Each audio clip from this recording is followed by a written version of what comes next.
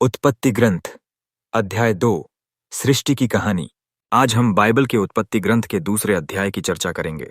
यह अध्याय सृष्टि के निर्माण और पहले इंसान आदम और हव्वा की अद्भुत कहानी प्रस्तुत करता है। आइए इसे विस्तार से समझें। सृष्टि का 7वां दिन।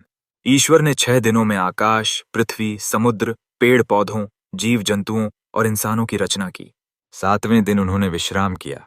इस दिन को उन्होंने पवित्र और विशिष्ट घोषित किया। यह उनके सृजन कार्य की पूर्णता और संतोष का प्रतीक है। मनुष्य का निर्माण। ईश्वर ने पृथ्वी की मिट्टी से पहले मनुष्य आदम को बनाया। उन्होंने उसकी नाक में जीवन की सांस फूंकी, जिससे वह एक जीवित आत्मा बन गया। अदन का बगीचा। ईश्वर ने पृथ्वी पर एक सुंदर बगीचा बनाया, जिसे अदन का उद्यान कहा गया। उन्होंने आदम को उसमें रखा। इस बगीचे में हर प्रकार के फलदार पेड़ थे, लेकिन उनमें से 2 विशेष पेड़ थे।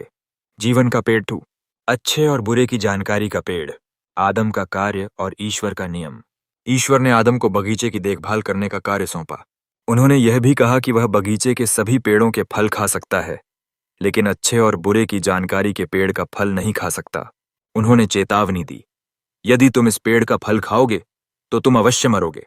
हव्वा का निर्माण। ईश्वर ने देखा कि आदम अकेला है और उसके लिए एक साथी की आवश्यकता है, इसलिए उन्होंने आदम की पसली से एक स्त्री की रचना की। आदम ने उसे हव्वा नाम दिया।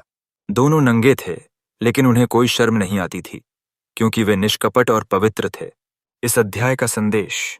यह अध्याय हमें बताता है कि ईश्वर ने मनुष्य को प्रेम, देखभाल और उद्देश्य के साथ बनाया।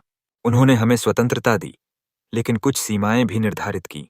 यह हमें सिखाता है कि हमें ईश्वर के नियमों का पालन करना चाहिए और उनकी दी हुई जिम्मेदारियों को समझना चाहिए। यह थी उत्पत्ति ग्रंथ के दूसरे अध्याय की प्रेरक कहानी। यदि आपको यह जानकारी उपयोगी लगी हो तो इसे साझा करें और ऐसी और कहानियों के लिए जुड़े रहें।